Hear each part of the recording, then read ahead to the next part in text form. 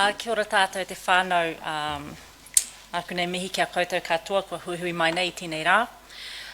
Ki te taho tōku nei māma, ko ngā te kawa me ngā te rāhiri ngā hapū, ki te taho tōku pāpā, ko ngā te kuta me patu kiha ngā hapū. Engari, i tipuaki au ki whāngarei tere ngā prawa, ki te taho aku māma me aku pāpā whāngai, e maha ngā hapū, o tōku pāpā me ngā puhi nui tonu hard. So, I'm wearing this beautiful badge today because I'm the Green Party candidate standing for Northland. So I'm here to talk to you about the green economy. And I'm doing that, politician is a very new thing for me. I'm stepping out of my business. My business background is 17 years working in corporate telecommunications in Brussels and Belgium. I came home with my Danish Tana end of 2014, and we started manufacturing electric bikes, electric motorbikes and all that kind of thing. We've been doing that for the last 6 years. So I've experienced in very large strategic corporate programs of work, but also as a hustler, trying to build up a business and turning it into an effective business model. Last night I was in Paihia.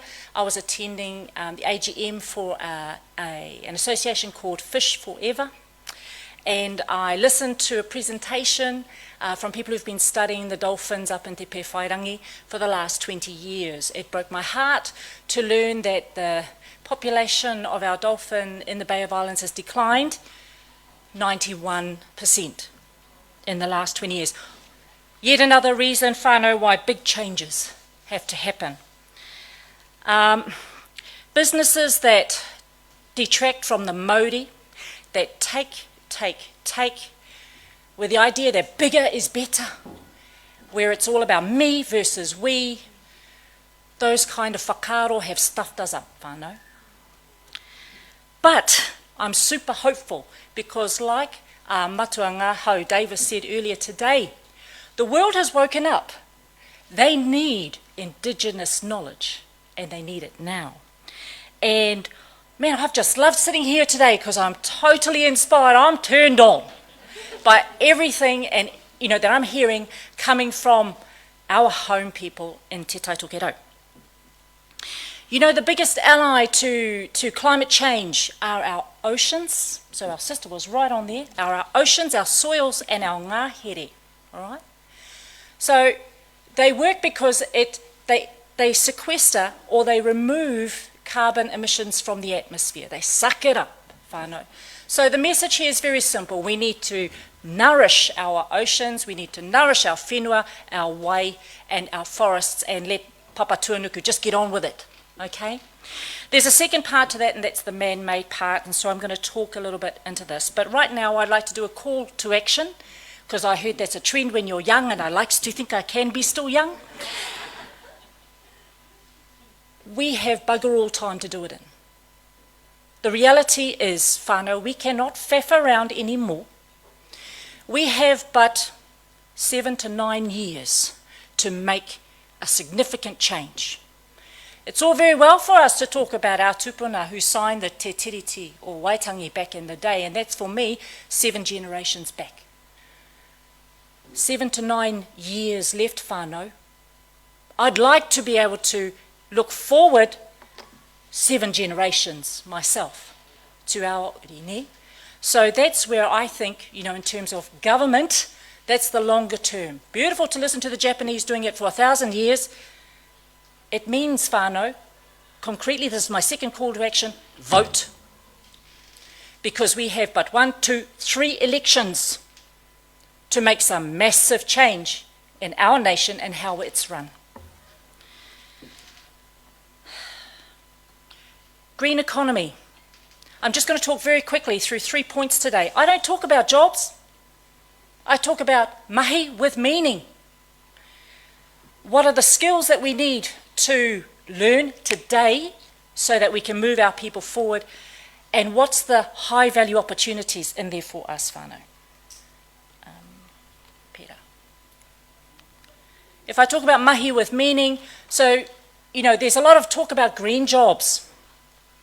It's bringing back, it's aligning our purpose to what we do, and it's valorising us for doing that, all right? So we get paid for doing the right thing. And some examples of the right things: whānau, planting trees, wetland restoration, pest control. Now I added a little word in there called technology, you know. So we become kaitiaki with high tech. And listening to all of these amazing whakaaro on how we can achieve that today, mama no iho, we do it tomorrow. Kauri dieback, another one. You know, we've got pig hunters, because the pigs, they're one of the largest vectors for causing the spread of kauri dieback, nera. So they've been doing some amazing work out in the Waitakere forests on this mahi. Those guys are paid like $35 an hour to go pig hunting, but they're fitted with GPS triggers and they monitor and da-da-da-da-da. So there's amazing things that can go on here. Other mahi with meaning. Kai sovereignty, wai sovereignty. It's back to basics really, eh? You know, and I really do feel that's where we got to go today, but we can be savvy about it. Now, I heard John Tamiheda this morning talking about they can take out and they can take out and he said they can take our water. And I go, yeah, nah. I know we had beautiful, you know, rain the last few days, but the reality here in Te Tai Tokerau is our soils are dry, our rivers are lower, and it's summer tomorrow. Now, we all know what it was like last year, nera. So we've got some changes to make today. At our friends at Northern Regional Council, Far North District Council, Kaipara District Council, Putanui Te Tai Tokerau. Parakore, really important, zero waste. There's a wonderful book project called the Project Drawdown. And kukara it, please. What they've done, scientists, business analysts across the world have listed the top 100 things that we can do as people to reduce the impact to global warming.